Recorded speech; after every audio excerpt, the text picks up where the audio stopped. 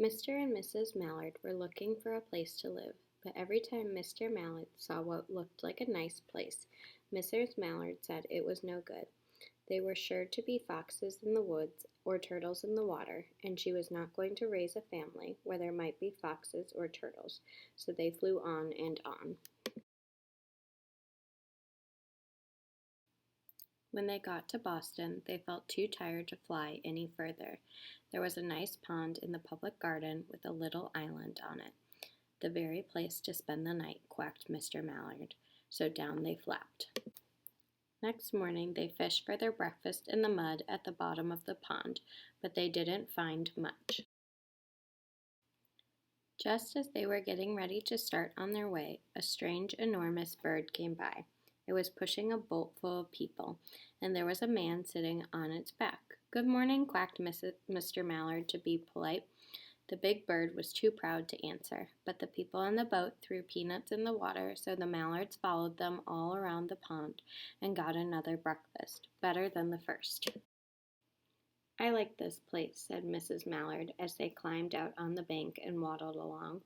"Why don't we build a nest and raise our ducklings right in this pond? There are no foxes and no turtles, and people feed us peanuts. What could be better?" "Good," said Mr. Mallard, delighted that at last Mrs. Mallard had found a place that suited her. But "Look out," squawked Mrs. Mallard in all of a dither. "You'll get run over." And when she got her breath, she added, "This is no place for babies. With all those horrid things rushing about, we'll have to look somewhere else."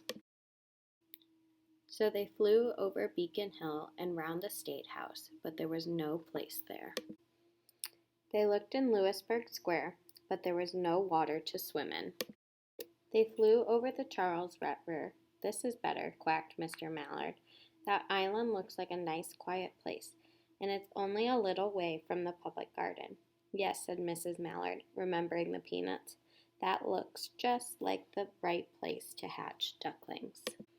So they chose a cozy spot among the bushes near the water and settled down to build their nest. And it was only just in time, for now they were beginning to molt, and all their old wing feathers started to drop out, and they would not be able to fly again until the new ones grew in. But of course they could swim, and one day they swam over to the park on the river bank, and they met a policeman called Michael. Michael fed them peanuts, and after that the Mallards called on Michael every day.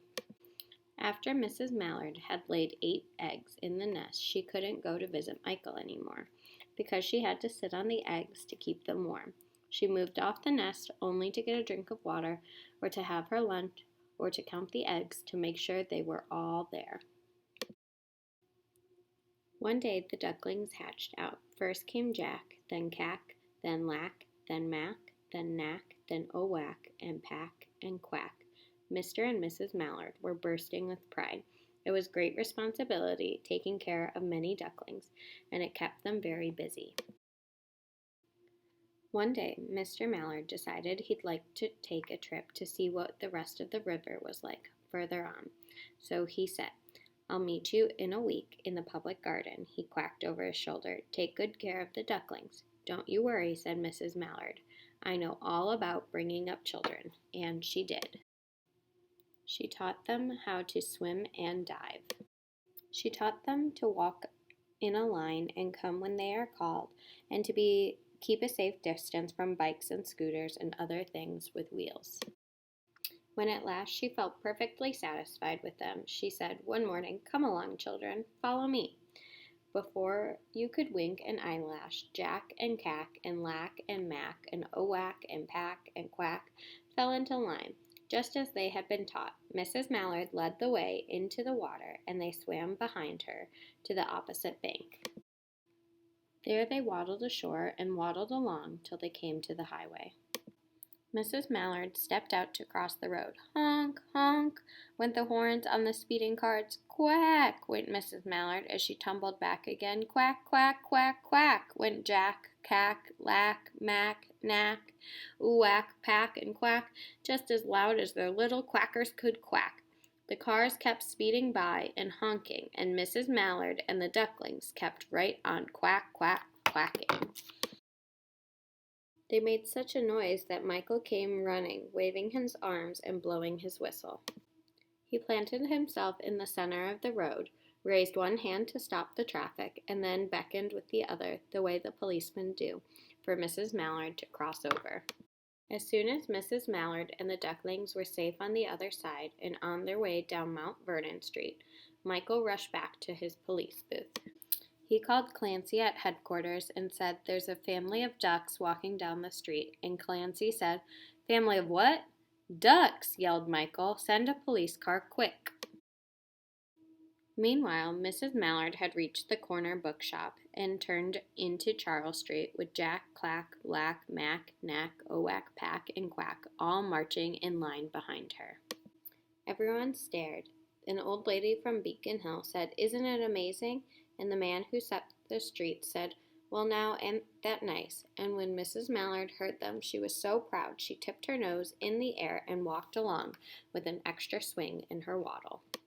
When they came to the corner of Beacon Street, there was the police car with the 4 policemen that Clancy had sent from headquarters. The policemen held back traffic so Mrs. Mallard and the Ducklings could march across the street, right into the public garden. Inside the gate, they all turned round to say thank you to the policemen. The policemen smiled and waved. When they reached the pond and swam across to the little island, there was Mr. Mallard, waiting for them just as he had promised.